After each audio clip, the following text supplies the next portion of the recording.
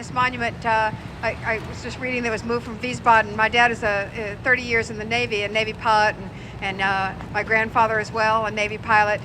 So the tradition that's represented by this monument is incredibly important to me, and actually a great backdrop for what John wants to say today.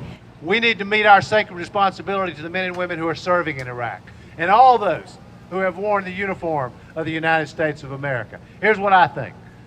We have got to end this mess of a war in Iraq.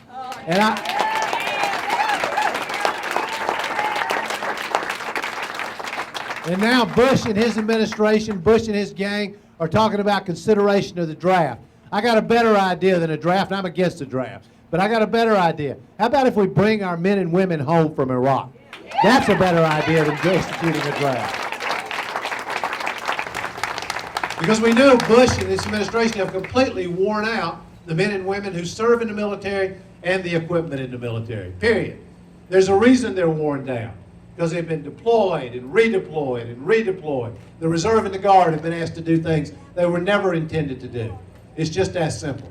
So we need to stand for those people who have put their lives on the line for us. We need to evaluate each man and woman coming home to determine what it is they need and to meet those needs. Healthcare needs, education needs, job retraining, helping them, in fact, be able to find a job. We need to have a guaranteed stream of funding for the Veterans Administration to make sure they get the support that they need.